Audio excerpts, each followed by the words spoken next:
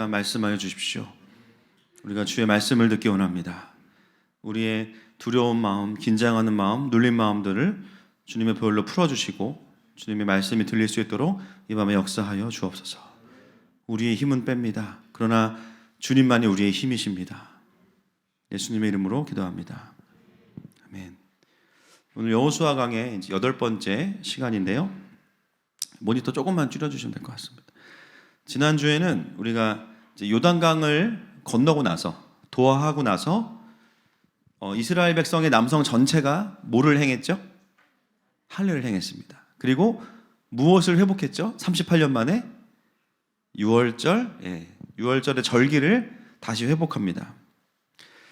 그래서 사실은 전쟁을 해야 되는 그 기세등등한 그 시점에서 하나님은 하나님의 백성들을 어떻게 보면 무력화시키시는 것 같았어요. 그런데 그 가장 깊은 의미는 무엇이었냐면 하나님은 가나안 땅과 또 그 전쟁에서의 승리보다 더 하나님께서 기대하시는 게 무엇이냐면 하나님의 백성들이 하나님의 백성다워지는 것입니다. 그 정체성을 회복하게 해주시는 사건이 이 할례와 유월절 절기였습니다. 이제는 본격적으로 이제 여리고를 향해서 이제 오늘 가는 본문들을 보게 되는데, 그런데 그 사이에 또 한 가지의 사건이 있어요. 그래서 오늘 이제 3절 말씀밖에 안 되지만 이 사건은 굉장히 중요하기 때문에 이 사건 하나만 오늘 좀 보고 넘어가도록 하겠습니다. 자, 13절 말씀 같이 읽겠습니다. 시작. 여호수아가 여리고에 가까이 이르렀을 때에 눈을 들어 본즉 한 사람이 칼을 빼어 손에 들고 마주 서 있는지라.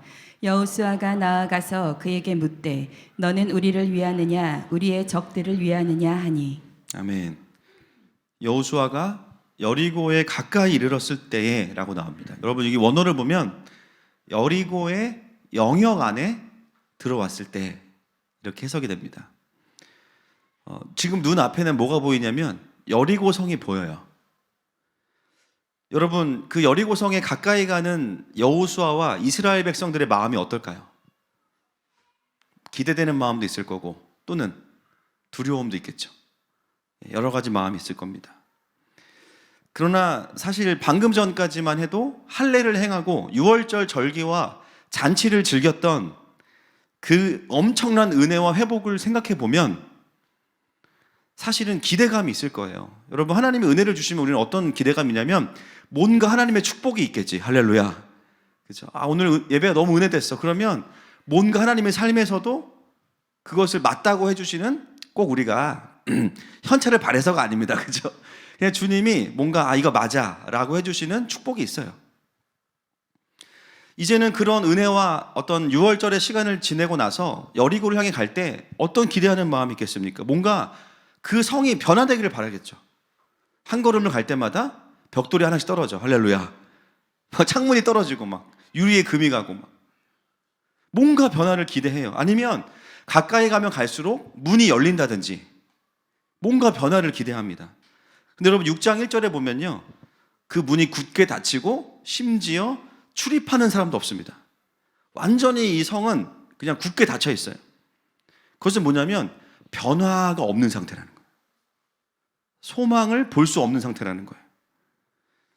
그렇다고 하나님께서 뭔가 여호수아에게 여리고성을 함락할 만한 전략이나 무기를 주신 것도 아니에요. 그리고 보면 이스라엘 백성 남자들이 회복됐지만 걷는 게 시원찮아. 할렐루야.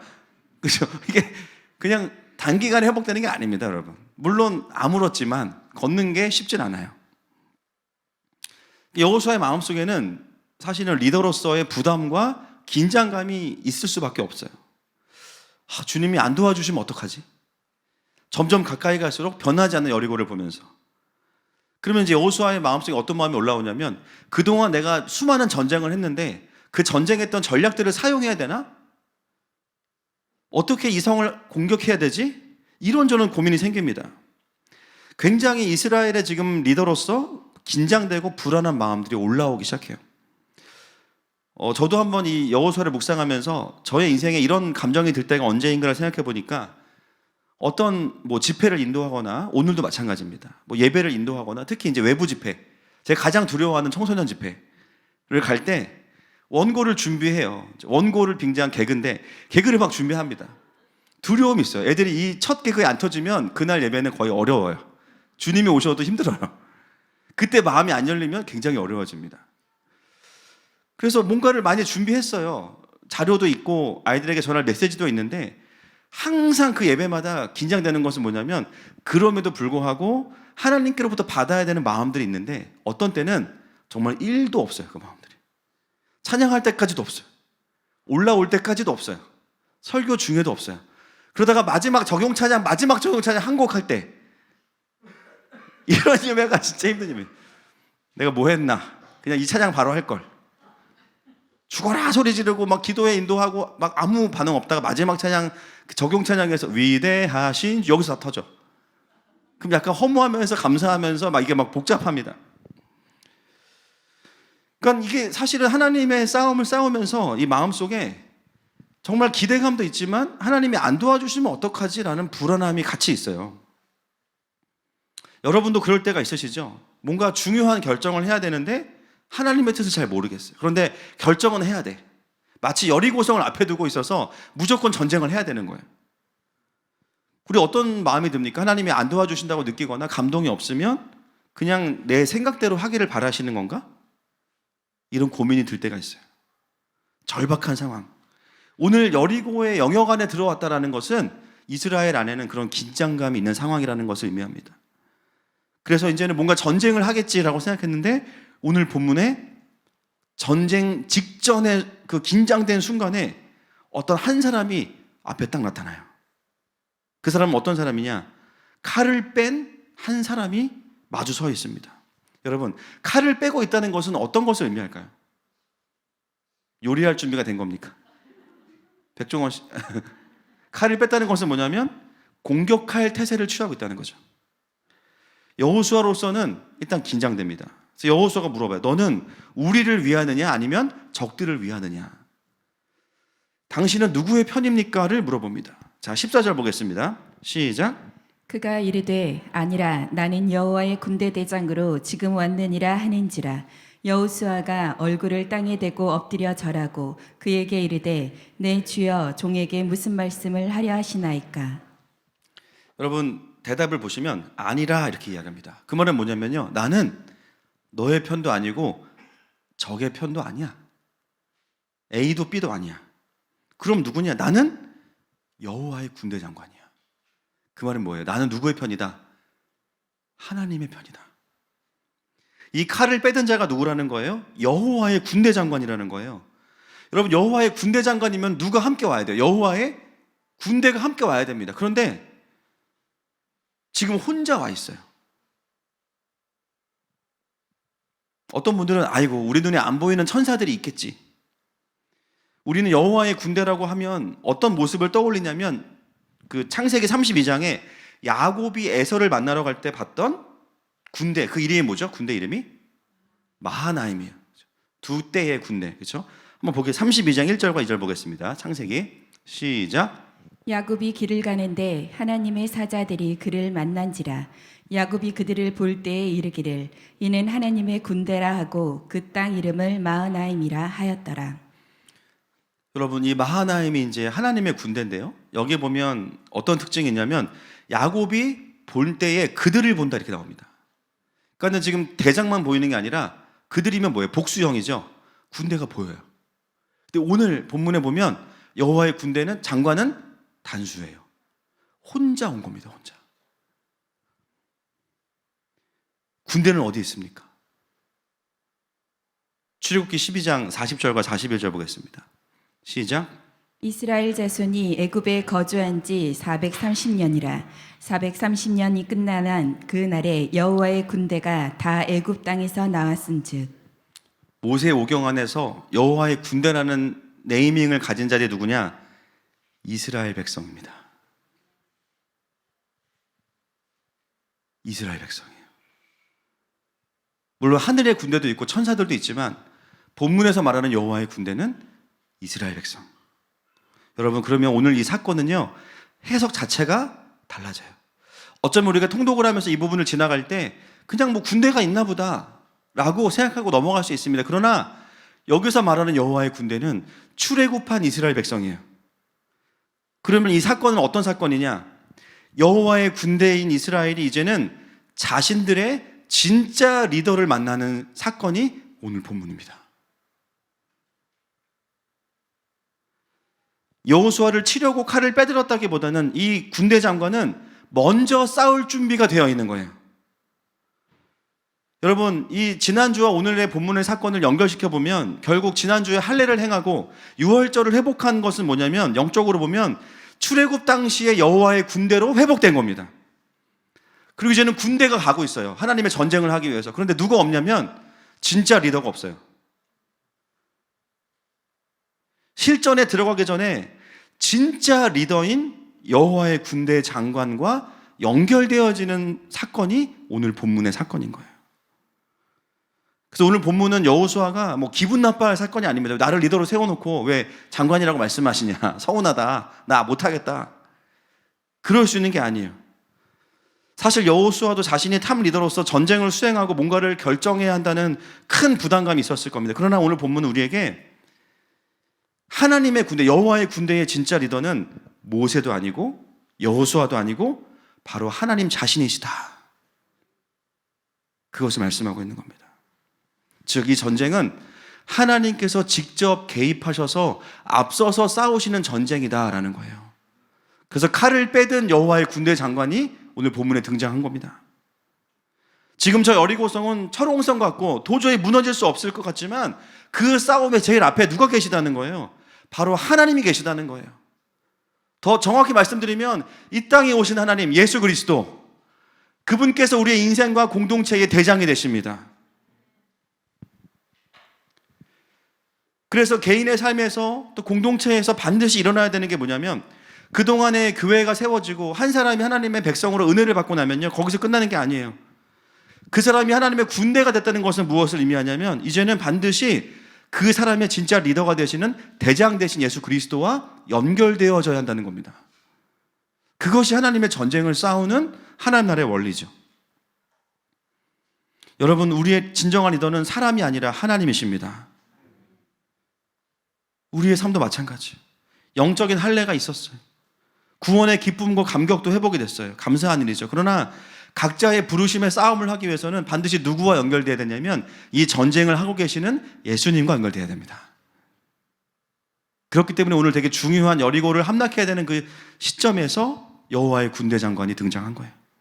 여러분, 오늘 이 밤이 우리의 구원자이실 뿐만 아니라 우리의 모든 전쟁의 대장 되시는 예수님과 연결되는 시간 되시기를 축복하고 선포합니다. 14절 말씀 다시 한번 읽겠습니다. 시작. 그가 이르되 아니라 나는 여호와의 군대 대장으로 지금 왔느니라 하는지라. 여호수아가 얼굴을 땅에 대고 엎드려 절하고 그에게 이르되 내 주여 종에게 무슨 말씀을 하려 하시나이까. 오늘 본문은 어떻게 예수님께서, 어떻게 삼위 하나님께서 우리의 전쟁에서의 대장이 되시게 하는가를 이야기하고 있어요. 세 절 말씀이지만 굉장히 깊은 그 대장 되신 예수님과 연결이 들어 있습니다. 오늘 여호수아와 여호와의 군대 장관의 대화를 보십시오. 아까도 이야기했지만 그 군대 장관을 향해서 일단 피하 식별이 안 되니까 너는 우리를 위하느냐 적을 위하느냐를 물어봐요. 쉽게 말하면 뭐예요? 내 편입니까? 아니면 원수의 편입니까? 근데 그에 대한 장관의 대답은 아니다. 나는 너의 편도 아니고 단순한 적의 편도 아니야. 나는 하나님의 편이야. 여러분, 하나님 나라의 승리의 비결은 무엇입니까? 하나님을 내 편으로 만드는 게 아니라 누가 하나님의 편에 설 것인가요? 누가 하나님의 전쟁에 하나님의 군사로서 참여할 것인가요? 나의 이권을 위한 전쟁에 하나님을 동참시키는 게 아니라 신앙생활의 본질은 뭐냐면 내가 하나님의 편에 서는 겁니다. 그래서 엄밀히 말하면 하나님은 내 편도 아니고요, 남의 편도 아니에요. 이걸 전문용어로 뭐라 그러죠? 케바케라고 합니다. 케바케, 케이스 바이 케이스. 어떨 때는 내가 하나님 편에 서 있으면 하나님 내 편인 것 같아요. 어떨 때는 내가 하나님의 반대편에 있으면 하나님이 원수의 편인 것 같아요. 그러면 랜덤이냐? 아니라는 거예요. 하나님은 하나님의 일을 행하십니다. 우리의 분별은 어디에 있어야 되냐? 내가 지금 누구의 편에 서 있느냐는 거예요. 하나님만이 진리이시고 절대적인 공의이십니다. 그 하나님의 편에 서는 자에게만 승리를 경험할 수 있는 거예요. 여러분, 하나님은 사람의 이권에 따라서 휘둘리시는 분이 아니에요. 제가 늘 말씀드리잖아요. 저희 교회가 수능 기도회를 그렇게 막 깊이 있게 안 하죠. 기도는 합니다. 근데 약간 하기에 좀 애매한 게 있어요. 모든 교회가 다 자신의 아이들을 위해서 기도할 거 아닙니까? 또 우리만 기도합니까? 불교도 기도하고 가톨릭도. 그러니까는 수능 때만 되면 마리아랑 부처님이랑 예수님이랑 막 싸우시는 거예요. 막. 얘가 대학 가야 된다. 주님이 고민이 되시니까 뭘 만드셨냐면 대학 수학 능력 시험을 만드셨어요. 하나님의 공의. 그죠? 기도도 중요하지만 국영수 중심으로 열심히 공부한 사람이 대학 가는 게 하나님의 뜻이에요. 여러분, 하나님은 사람의 이권에 따라서 휘둘리시는 분이 아닙니다. 아멘이십니까? 여러분, 오늘 이 대화가 되게 짧은 대화지만 이 대화는 우리에게 어떤 인사이트를 주냐면 누구에게 하나님의 승리가 임하느냐, 그것은 자신의 자기 중심성을 버리고 하나님의 편에 서는 자들에게 하나님의 승리가 주어진다는 것을 이야기합니다. 자기 중심성, 우리가 늘 이야기하는 거죠. 내 중심으로 모든 걸 판단해요. 그러니까는 언어가 뭐예요? 내 편이야? 원수의 편이야? 내 편이 아니면 다 적군인 거예요. 어떤 분들은 그럽니다. 아니, 목사님, 지금 여호수아가 전쟁 중인데 당연한 거 아닙니까? 지금 여호수아는 하나님의 전쟁을 하고 있잖아요. 그러면 내 편이냐 남의 편이냐 물어보는 건 당연한 거 아닙니까? 여러분, 그게 그 질문이 문제가 없었다면 오늘 여호와의 군대 장관이 찾아오지 않았을 거예요. 이렇게 하나님께서 보시기에 여호수아의 중심에는요 문제가 있는 거예요. 뭔가 문제가 있는 거예요. 분명히 전쟁은 명분이 확실해요. 하나님의 언약을 성취하는 가나안 전쟁입니다. 그러나 그 명분에 합당한 중심을 여호수아가 가지고 있느냐는 오늘 본문을 통해서 다루어져야 되는 부분이라는 거예요. 결론은 뭐냐? 여호수아의 중심에 문제가 있었다는 거죠. 하나님 걸 놓치지 않으시는 거예요. 너 하나님이 일한다고 했지. 너 말씀이 그렇다고 했지. 그런데 네 중심이 정말 그거야? 정말 너가 나의 편에 서는 게 맞아? 물어보시는 거예요.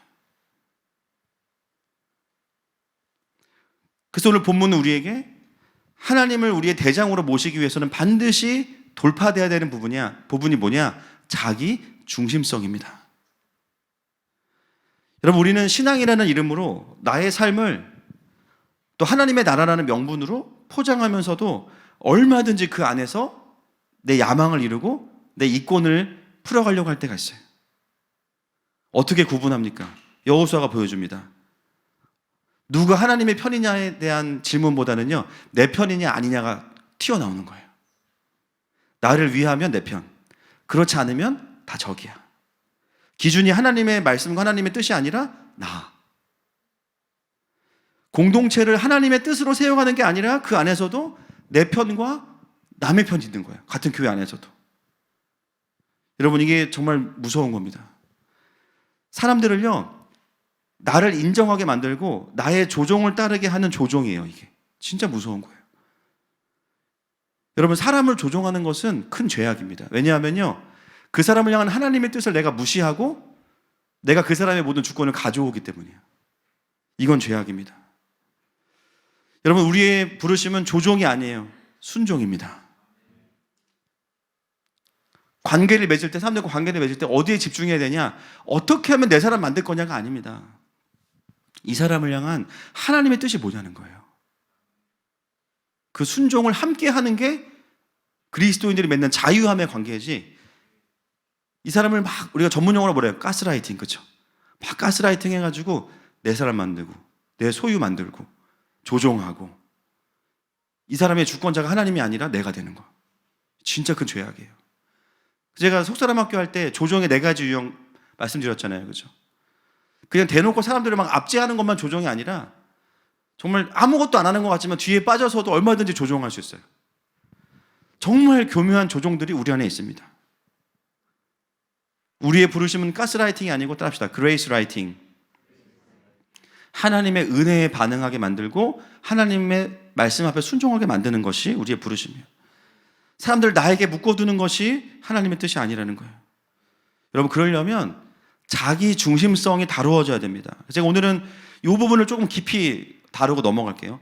이 자기 중심성은 어디로부터 온 거냐? 그 근본이 뭐냐? 이사야서 14장 12절 13절 보겠습니다. 시작. 너 아침의 아들 계명성이여 어찌 그리 하늘에서 떨어졌으며 너 열국을 엎은 자여 어찌 그리 땅에 찍혔는고 내가 내 마음에 이르기를 내가 하늘에 올라 하나님의 뭇 별 위에 내 자리를 높이리라 내가 북극 지폐의 산 위에 앉으리라. 여러분, 이 본문을 통해서 우리가 이제 알고 있는 것이 뭐냐면 왜 그 루시엘이 타락한 루시퍼가 됐나, 그죠? 루시퍼가 됐나? 예, 여기 보면 결국은 하나님보다 내가 더 인정받고자 하는 마음, 그게 루시엘 안에 있었기 때문에 교만해서 하나님의 영광을 가로채려고 했기 때문입니다. 자기 중심성의 본질은 뭐냐면요, 내가 인정받고자 하는 마음이에요. 내가 인정받고자 하는 마음. 원래 하나님께서 창조하신 인간의 마음 안에는 이런 마음이 없어요. 하나님을 인정하는 마음만 있어요. 그런데 사단이 와서 뱀을 통해서 사람의 마음속에 뭐를 집어넣냐면 사람이 인정받고자 하는 마음을 집어넣었어요. 창세기 3장 5절 보겠습니다. 시작. 너희가 그것을 먹는 날에는 너희 눈이 밝아져 하나님과 같이 되어 선악을 알 줄 하나님이 아심이니라.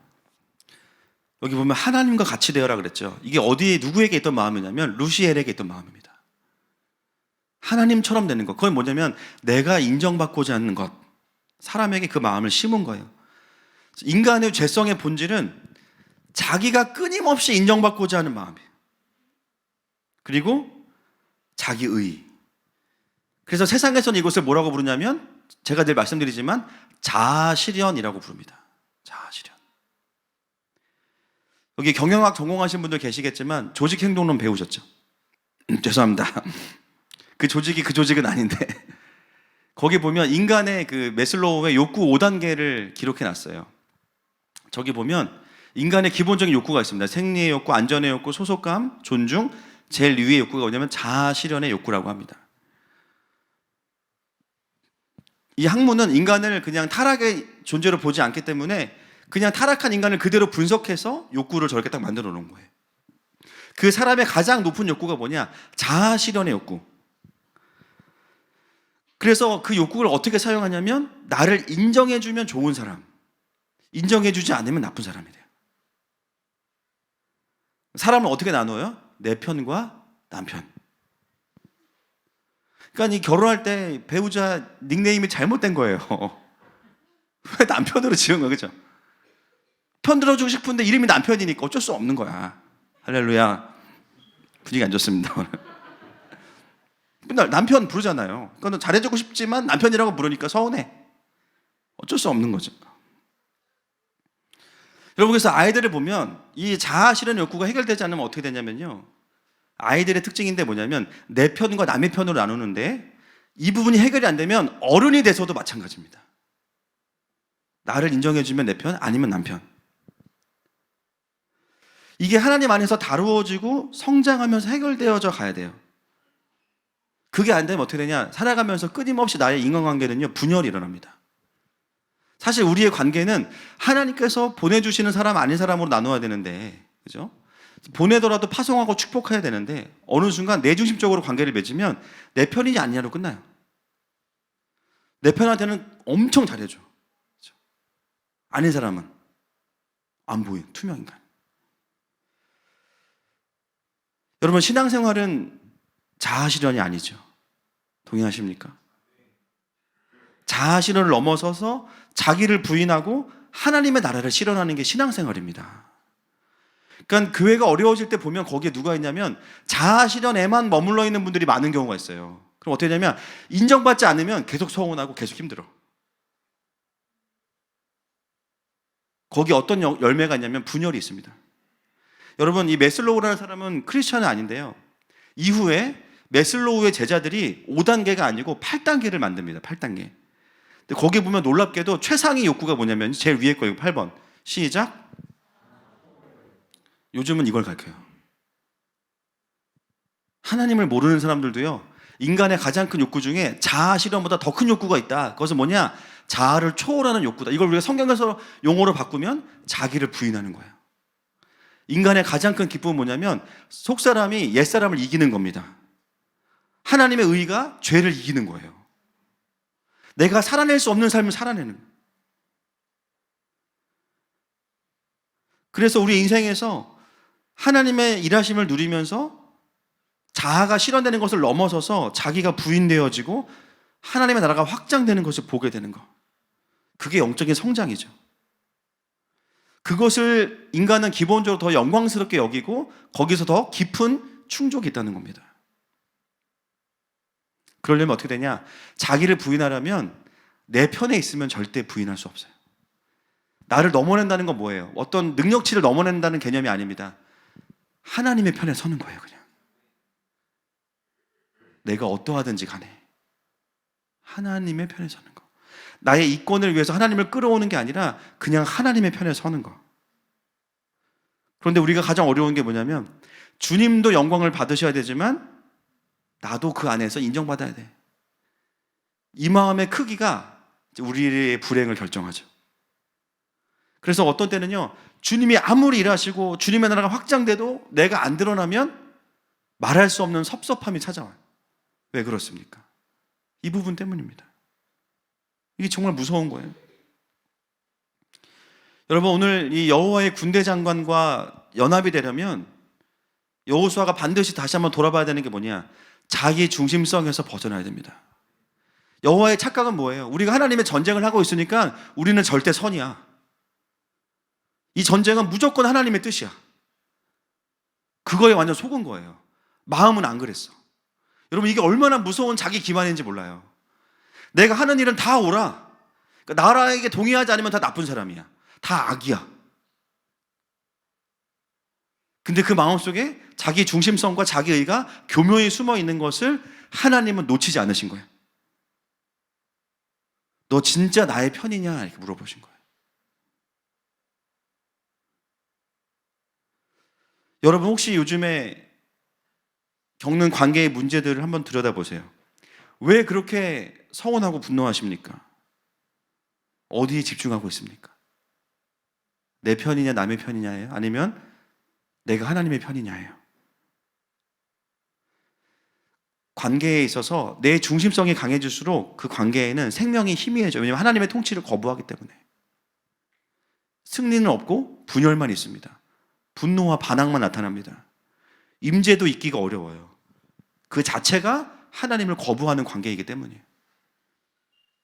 그래서 지금 이 상황에서 하나님의 뜻을 고민하는 사람과 그냥 내 편이냐 아니냐만을 고민하는 사람은요, 전혀 다른 관계를 누리겠죠. 제일 불행한 사람이 어떤 사람이냐면 내 편만 내 주변에 두는 사람들이 제일 불행한 사람들이에요. 얘기해보고 나에게 동의해주지 않거나 내 말에 귀 기울이지 않으면 다 멀리다. 아싸, 넌 내 인생의 아싸야. 그리고 내 말에 동의하거나 나를 지지해주는 사람만 내 주변에 있어요. 여러분, 어떤 문제가 터질 때 누구에게 전화하시고 어떤 메시지를 들으십니까? 나를 옳다고 해주고, 물론 마음을 알아주는 거 중요하지만 그럼에도 불구하고 하나님의 뜻을 객관적으로 말해주는 분들이 있다면 여러분, 비교적 건강한 하나님의 통치 안에 계시는 거예요. 그러나 그게 아니라 그냥 내가 힘들면 내 말 들어줄 사람만 있다. 죄송하지만 그 관계 안에서는 하나님의 임재를 누리기가 쉽지가 않은 거예요. 제일 슬픈 게 뭐냐면 자기 중심성을 강화시키는 관계만 가지고 있는 사람들이에요.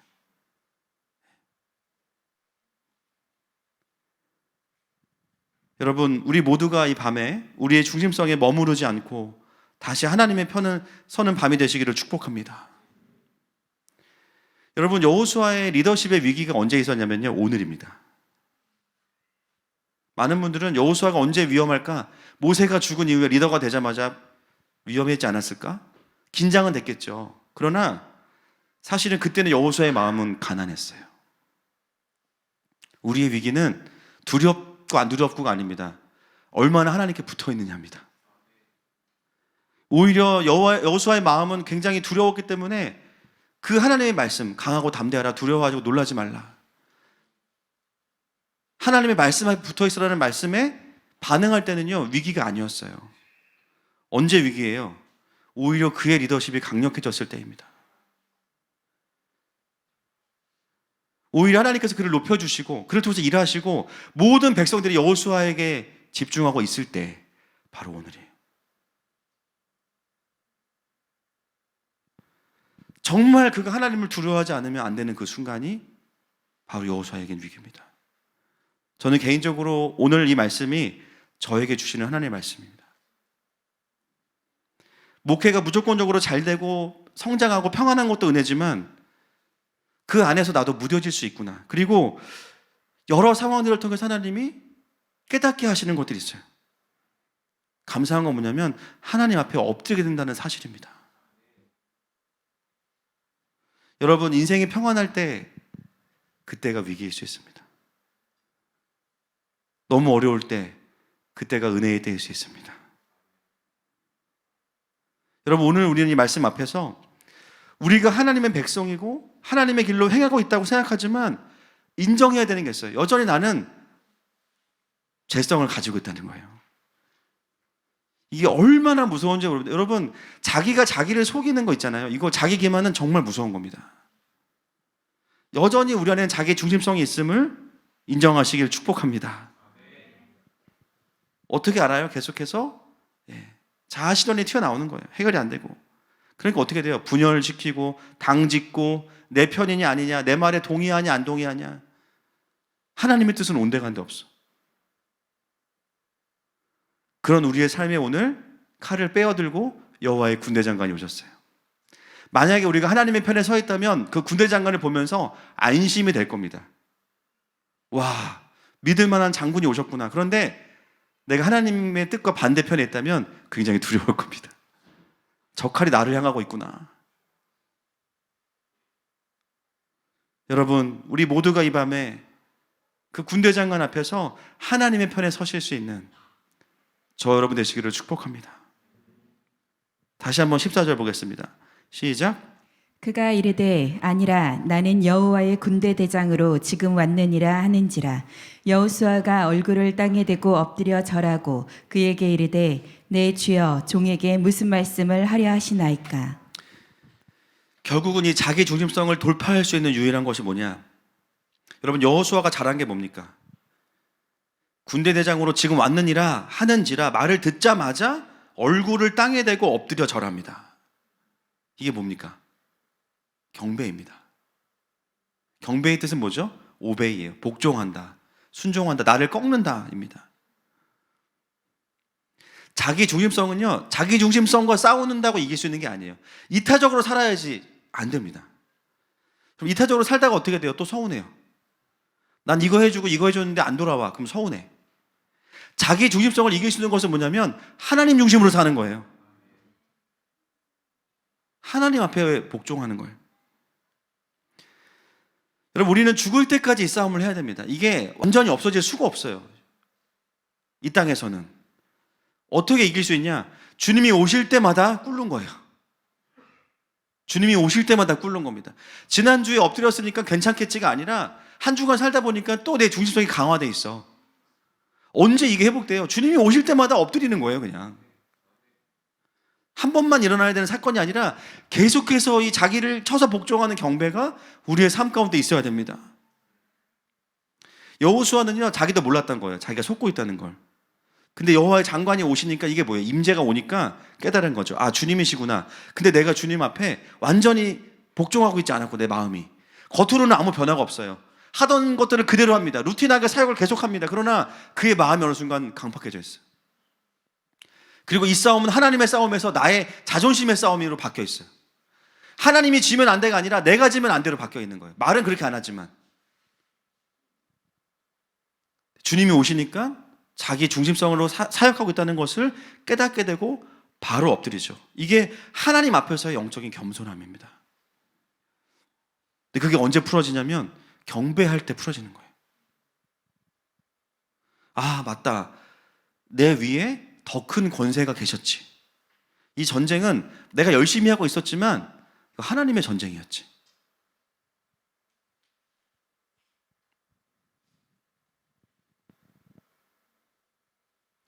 오늘 점심에 한 형제를 만났습니다. 저희 교회 성도는 아니지만 가끔 이제 되게 이번에 오랜만에 만났어요.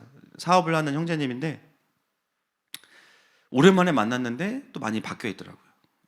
굉장히 잘생겼습니다. 잘생기고 아주 유능한 형제인데 오랜만에 만나서 만날 때마다 하나님 나라의 원리들을 이야기하고 그게 어떻게 그 사업에 적용되는지를 본인이 이제 풀어내는데요.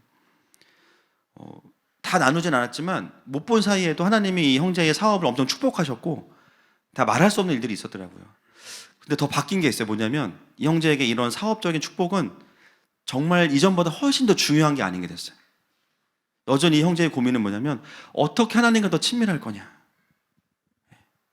그 고민이더라고요. 그리고 하나님이 기도하면 이제는 뭐든지 하면 주신다라는 마음을 주신대. 완전 여호수아 강이랑 똑같은 결을 지금 달리고 있어요. 가나안 시즌이다. 본인 광야 2세대다. 자기가 어떻게 이 시즌 넘어왔는지 모르고 그런데 하나님이 일하고 계신데 그게 은혜다. 생갈비를 먹으면서 그 얘기를 했습니다. 답이 주어지는 게 아니라 그 고민이 있어야 정상이라는 거예요. 그 고민이 있어야 그 고민이 있어야 계속 경배의 자리로 가고 하나님의 마음을 받아내는 자리로 간다는 거예요. 이게 언제 풀어지냐면 경배 때 풀어지는 거예요. 여러분 오늘 우리 경배와 예배 가운데 어느새 또 커져 있는 우리의 자아와 자기 중심성이 경배 가운데 쪼그라들기를 축복합니다. 그리고 경배의 영이신 성령님으로 가득히 채워지기를 축복합니다. 15절 말씀 같이 보겠습니다. 시작. 여호와의 군대 대장이 여호수아에게 이르되 내 발에서 신을 벗으라. 내가 선 곳은 거룩하니라 하니 여호수아가 그대로 행하니라. 여호와의 군대 장관이 엎드린 여호수아에게 한 가지를 명령합니다. 그게 뭡니까? 내 발에서 신을 벗으라. 너무 잘 알고 있죠, 우리가. 여러분, 신발을 벗는다는 것은 어떤 의미가 있는지 우리가 알고 있습니다. 두 가지예요. 첫 번째는 나는 당신의 종입니다. 두 번째는 뭐냐면 신발을 벗으면 어떻게 되냐면요. 그 당시에는 이 광야에서는요, 사막과 돌길을 맨발로 다닐 수가 없어요. 신발을 벗는 것은 뭐냐면 내 마음대로 다니지 않겠습니다라는 거예요.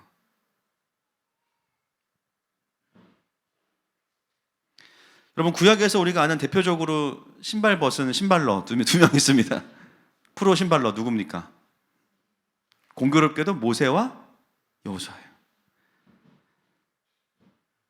출애굽기 3장에 보면 4절과 5절에 보면 제가 읽어드릴게요. 여호와께서 그가 보려고 돌이켜 오는 것을 보신지라 하나님이 떨기나무 가운데에서 그를 불러 이르시되 모세야 모세야 하시매 그가 이르되 내가 여기 있나이다. 하나님이 이르시되 이리로 가까이 오지 말라. 내가 선 곳은 거룩한 땅이니 내 발에서 신을 벗으라. 하나님께서 출애굽을 위해서 모세를 부르실 때 신발을 벗으라고 말씀하세요. 이때 모세의 신발 벗음의 의미는 무엇입니까? 신발 벗음은 권리 포기죠. 어떤 권리를 포기하는 걸까요, 모세가? 이때 모세의 삶이 어땠습니까?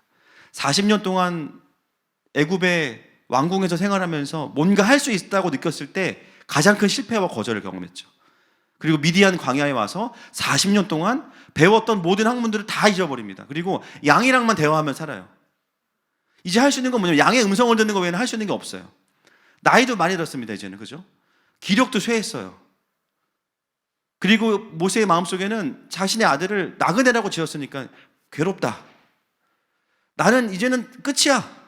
하나님께 쓰임받을 수 없어. 그 상처와 고통에 완전히 찌들어 있던 모세에게 주님이 신발을 벗으라고 말씀하시는 것은 무엇을 의미할까요? 그 실패와 상처와 아픈 과거에 대한 너의 권리를 포기하라는 거예요. 나는 이래서 안 돼. 그거를 붙잡고 있는 너의 권리를 포기해라. 그리고 오늘 다시 나의 정체성으로 새롭게 일어나라. 그게 신발 벗음의 모세의 신발 벗음의 의미였습니다. 여러분, 오늘 이 밤이 내년 새해를 맞이하기 전에 어쩌면 올 한 해 우리에게 있던 실패와 상처에 대한 권리가 포기되는 시간 되시기를 축복합니다. 여러분, 이따 기도회 때 다 신발 벗으셔야 돼요. 잘 놓으세요. 옆에 갈 때 또 신고 가셔야 되니까. 반대로 여호수아에게 오늘 신발 벗음은 어떤 의미입니까? 반대예요. 요단강을 건너고 큰 승리를 경험하고 정체성을 회복하고 유월절을 회복했어요. 기세가 등등합니다. 이 맥락에서의 신발 벗음은 뭐냐면 승리의 지점에서의 권리 포기예요. 이 승리는 나의 것이었어. 하나님도 하셨지만 내가 잘했어. 내가 지도력을 발휘했어. 그것에 대한 권리를 포기하라는 거죠. 여러분, 한 해 동안 하나님께서 주신 또 승리와 열매가 있습니다. 할렐루야. 그것은 너무 감사한 일인데요. 그러나 혹시나 그 하나님 주신 열매와 승리들을 나의 성공으로 한쪽에서 취하고 있었다면 그 신발을 벗는 저와 여러분 되시기를 축복합니다. 그래서 하나님의 편에 서면요, 실패도 의미 없고 성공도 별로 의미 없어요. 그냥 하나님이 하시면 거기서 끝나는 겁니다. 여러분, 우리의 사역도요, 실패도 의미 없고 성공도 의미 없는 거예요. 주님이 하라고 하셔서 순종하면 거기서 끝나는 거예요.